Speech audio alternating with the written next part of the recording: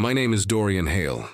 I'm 36 years old, and I've been a corporate attorney in Denver, Colorado for the past 12 years. I always believed that my marriage to Celine was built on solid ground. 8 years together, a beautiful house in Cherry Creek, and what I thought was mutual respect and love. I was wrong about the last part.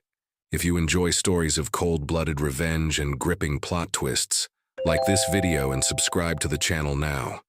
There are brand new, unreleased stories here every day, each one more intense than the last.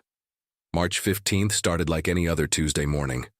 Celine came down to the kitchen wearing her navy business suit, heels clicking against our hardwood floors. She poured herself coffee from our Keurig and barely looked at me while scrolling through her iPhone. "I've been thinking about that spa retreat I mentioned," she said, not lifting her eyes from the screen. "The one in Sedona. I really need to detox from all this stress at work." I nodded, buttering my toast. Celine worked as a marketing director at Pinnacle Solutions, a mid-sized consulting firm downtown. The job paid well, around $95,000 a year, but she'd been complaining about burnout for months. "When are you thinking?" I asked. "This weekend. Maybe extend it through next week. I found this amazing place called Desert Serenity Wellness Center. It's perfect for disconnecting from everything." Something felt off. Celine had never been the type to seek out spiritual healing or meditation retreats. She was more likely to unwind with shopping at Cherry Creek Mall or drinks with her girlfriends at Union Station. But stress affects people differently, I reasoned. "How much?" I asked, reaching for my wallet. "Don't worry about it, I'll use my credit card. This is something I need to do for myself." She kissed my cheek, the first physical contact we'd had in weeks, and headed out to her silver Audi Q5. I watched from our bay window as she backed out of our driveway, noting how she immediately started talking on her phone the moment she thought she was out of sight. The next few days passed quietly. Celine texted sporadically about her transformative experience and how the desert air was cleansing her soul. The messages were brief and came at odd hours. When I tried calling, it went straight to voicemail. She claimed the retreat required participants to limit outside communication. By Thursday evening, I was channel surfing when my phone buzzed with an Instagram notification. It was a tagged photo from Jake Morrison, a 24-year-old assistant at Celine's company. I'd met him at a few office Christmas parties. Cocky kid, fresh out of CU Boulder, the type who wore expensive sneakers to work and called everyone bro. The photo showed Jake grinning at a poolside bar, tropical drink in hand with the caption, "Paradise found. Sometimes you gotta treat yourself right. Best life ever, Tank's tropical vibes." My blood went cold. In the background, partially hidden behind a palm tree but unmistakably clear, was Celine. She wore a red bikini I'd never seen before and was laughing at something Jake had said. The location tag read, "Maui Grand Resort and Spa, Hawaii." I stared at that photo for a long time. Desert Serenity Wellness Center in Sedona. Right. I'm a lawyer. I've spent years learning to control my emotions, to think strategically rather than react impulsively. The old me might have called her immediately, screaming about lies and betrayal. But 12 years of corporate litigation had taught me something valuable. The person who gathers the best evidence wins. I screenshot the photo and began my investigation. That Friday morning, I called in sick to my firm, Henderson & Associates. For the first time in 3 years, I used a personal day for something that actually mattered. I spent the morning in my home office, surrounded by legal pads and my laptop, approaching this like any other case. First, I accessed our joint checking and savings accounts through Wells Fargo's online portal. Celine had withdrawn $5,000 in cash the week before her retreat, money I'd assumed went toward spa treatments and healthy meals. The ATM receipts showed withdrawals from 3 different locations, one near her office, one at Denver International Airport, and one that made my stomach turn, Kahului Airport in Maui. I printed everything, bank statements, credit card bills, phone records. Our Verizon account showed her phone had been pinging cell towers across the Hawaiian Islands for the past 4 days, not Arizona desert towers as her story would suggest. Then I did what any good attorney does when building a case. I gathered character witnesses and background information. I called Greg Patterson, a private investigator I'd worked with on several corporate fraud cases. "Dorian, good to hear from you," Greg said. "What can I do for you?" "I need background checks on 2 people, discreet and thorough. Can you handle that?" "Of course. Who are we looking into?" I gave him Celine's and Jake's full names, birth dates, and social security numbers. In Colorado, spouses have legal access to each other's financial records, but I wanted more than just numbers. I wanted to understand what I was really dealing with. Greg called back Monday afternoon while I was reviewing contracts for a merger between 2 tech startups. "Dorian, we need to meet. This is bigger than a simple affair." We met at Sam's Number 3, a diner on Curtis Street that's been serving Denver since 1927. Greg slid a manila folder across the red vinyl booth. "Your wife and her boyfriend have been busy," he said, keeping his voice low. "Jake Morrison isn't just some assistant. He's got a record. 3 arrests for identity theft in California before he moved to Colorado. Charges were dropped each time, but the pattern's there." I opened the folder. Police reports, credit applications, employment history. Jake had worked at 4 different companies in the past 2 years, always in entry-level positions with access to executive information. "And Celine?" I asked. "Clean record, but here's where it gets interesting." Greg pulled out a second set of documents. I ran financial analysis on both of them. In the past 8 months, they've deposited over $300,000 in cash into separate accounts at different banks. Small amounts, never more than $9,000 at a time to avoid federal reporting requirements. I felt the pieces clicking into place like a puzzle. They're working together. That's what it looks like. But it gets worse. Greg leaned forward. I found communications between Celine and 3 different executives from companies around Denver. Blackmail, Dorian. Photos, compromising situations, pay-for-silence arrangements. The coffee in my stomach turned bitter. My wife wasn't just cheating on me, she was running a criminal enterprise. "I need copies of everything," I said. "Already made them. But Dorian, if you're thinking about going to the police, I'm not thinking about it. I'm going to do it. But first, I need to protect myself." That evening, I took several decisive steps. I transferred all funds from our joint accounts into a new account under my name only, leaving exactly $1 in each joint account to keep them technically active.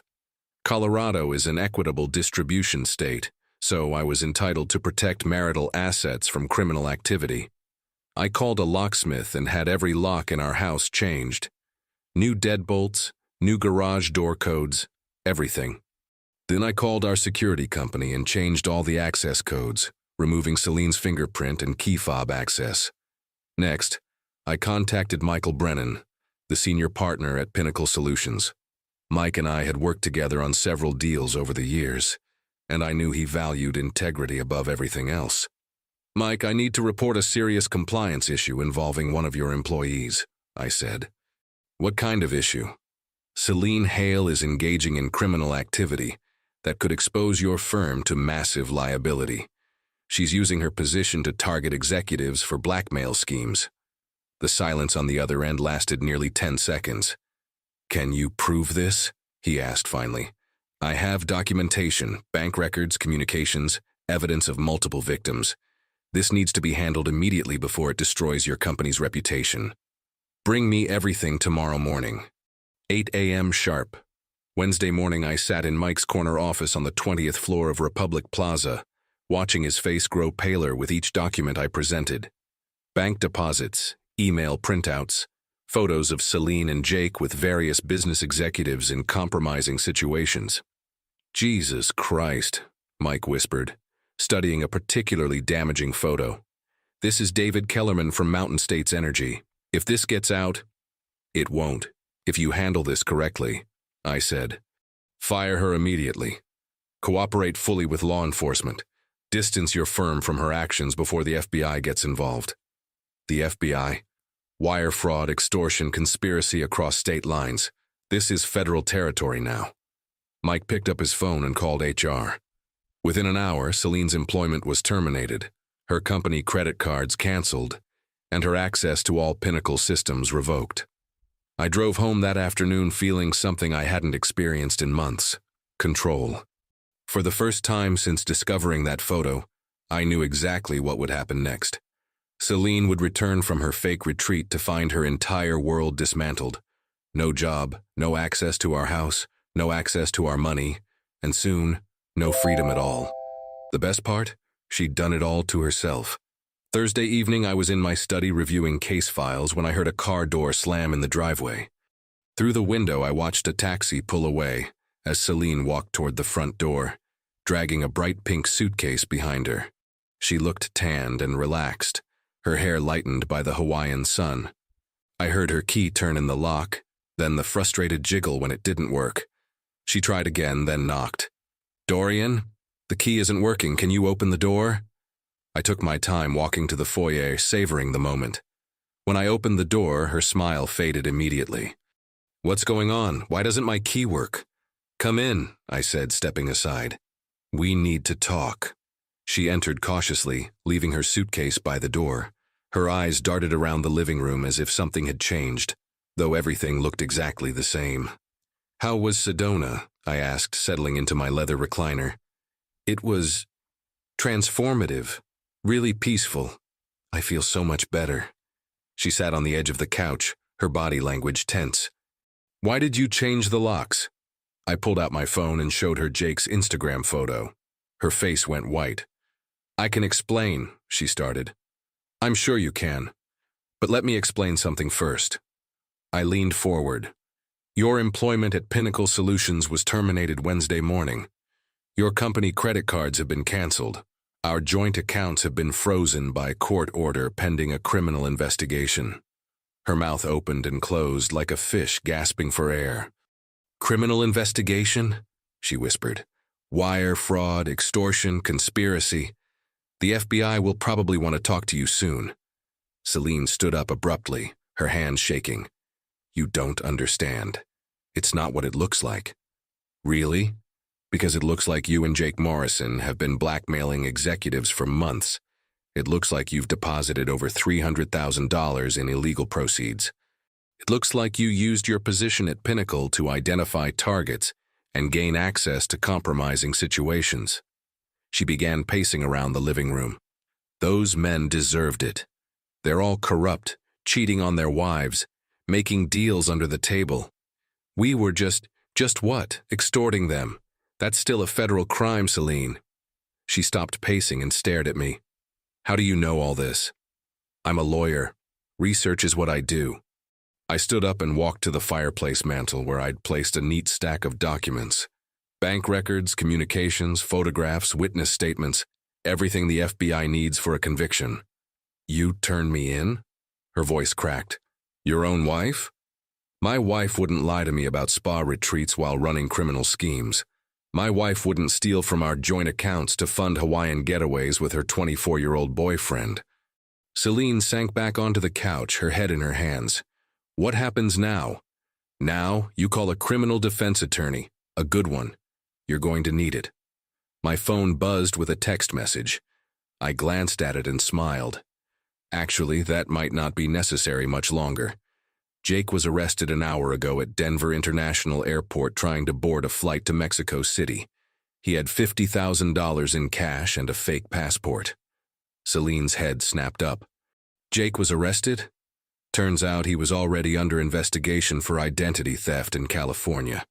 When the FBI connected him to the blackmail scheme, they moved fast. He's probably telling them everything right now in exchange for a lighter sentence. She started crying then, ugly sobs that shook her whole body. I felt nothing. No pity, no anger, no satisfaction. Just the cold certainty that justice was being served. "Why didn't you just talk to me?" she asked through her tears. "If you suspected something, why didn't you confront me?" "Because confronting you would have given you time to destroy evidence and disappear. This way everyone faces the consequences of their choices." The doorbell rang. Through the window I could see two people in dark suits standing on the porch. "That would be the FBI, I said, walking toward the door.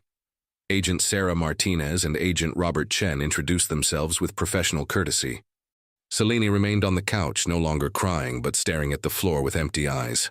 "Mrs. Hale," Agent Martinez said, We have some questions about your recent activities. You have the right to remain silent." As they read Selena her Miranda rights, I retreated to the kitchen and made myself a cup of coffee. Through the doorway, I could hear Agent Chen asking about bank deposits, travel records, and communications with various executives around Denver. Selena requested an attorney, which was smart. The questioning stopped, but the handcuffs came out. "Am I under arrest?" she asked as Agent Martinez secured the cuffs behind her back. "Yes, ma'am. You're being charged with wire fraud, extortion, and conspiracy to commit federal crimes." They walked her toward the door. As they passed the kitchen, Celine looked at me one last time. "I hope you're happy," she said. "I'm not happy or unhappy," I replied. "I'm just making sure the right thing happens." After they left, I sat in my study and poured myself 2 fingers of Macallan 18. The house felt different, quieter, cleaner somehow. My phone rang. It was Greg Patterson. "Saw the news about the arrests," he said. "How are you holding up?" "Better than I expected. What's the word on the other victims?" "Relief, mostly. 3 executives are breathing easier knowing they won't be extorted anymore. David Kellerman from Mountain States Energy called to thank you personally. I didn't do this for them." "I know, but you saved them anyway." After hanging up, I walked around the house, checking locks and turning off lights. Tomorrow, I would start the divorce proceedings.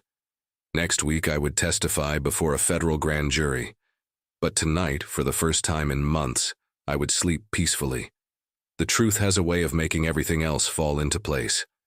6 months later, I sat in the federal courthouse on Stout Street, watching Celine stand before Judge Patricia Hawkins for sentencing. The courtroom was packed with victims, prosecutors, and reporters. The Denver Post had been covering the case extensively under the headline, "Cherry Creek Blackmail Ring Exposed by Victim's Husband." Celine had aged visibly during her time in county jail awaiting trial.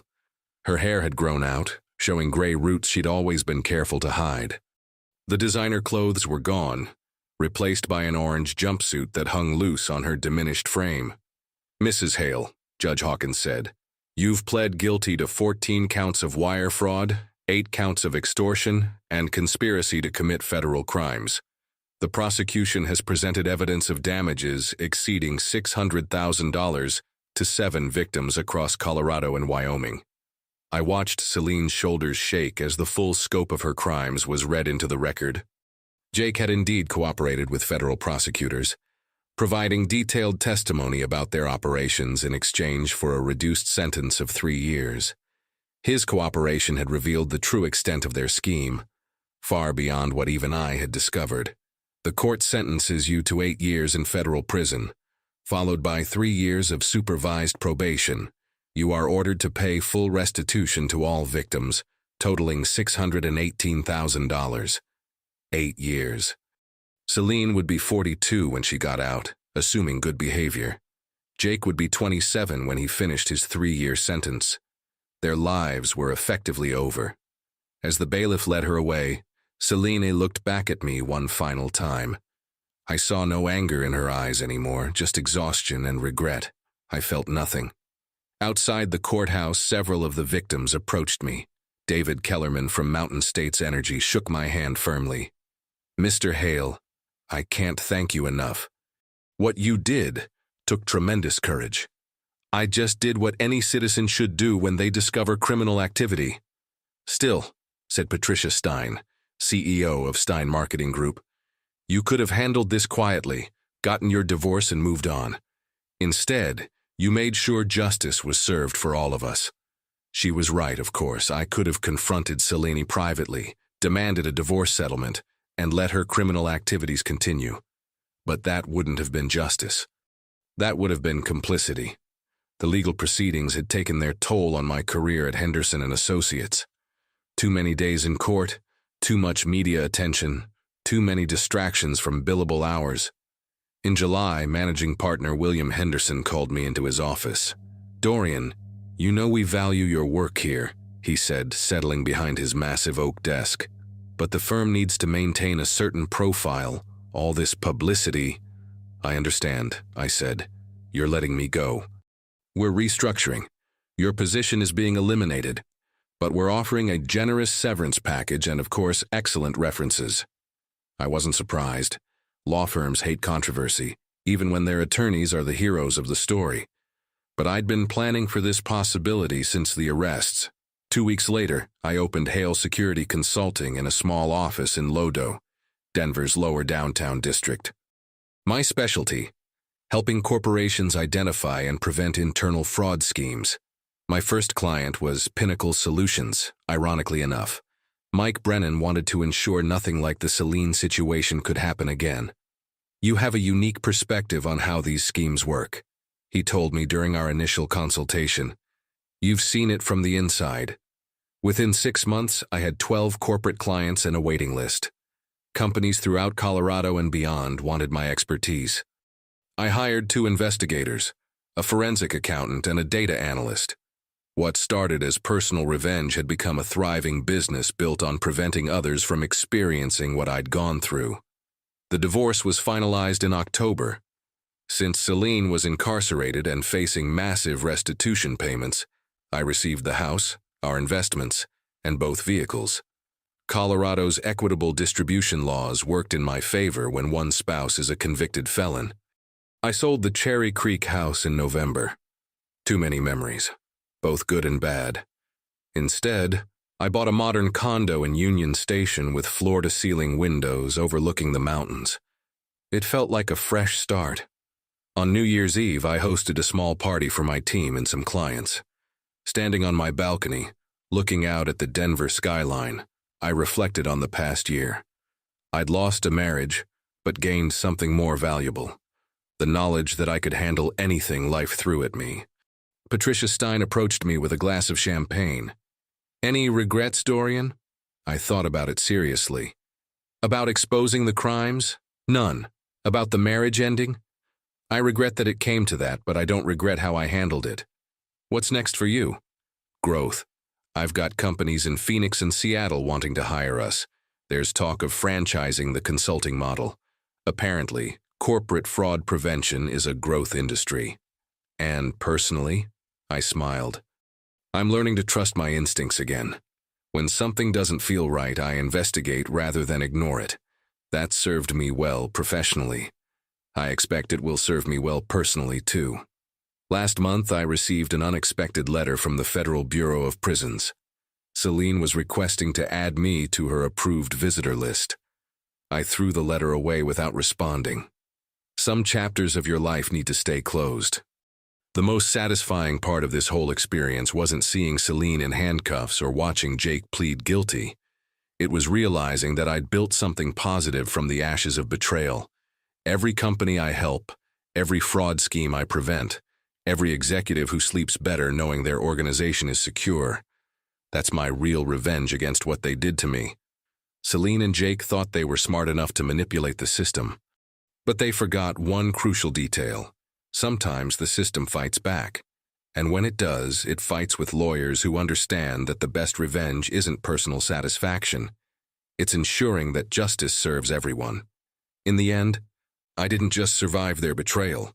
I turned it into the foundation of a new life built on helping others avoid what I went through. That's not revenge. That's transformation. If you enjoyed this story, like this video, and leave a comment telling me what you thought. And if you're not already subscribed to the channel, please subscribe and hit the notification bell to receive alerts for new stories like this one. Thanks for watching, and I'll see you in the next one.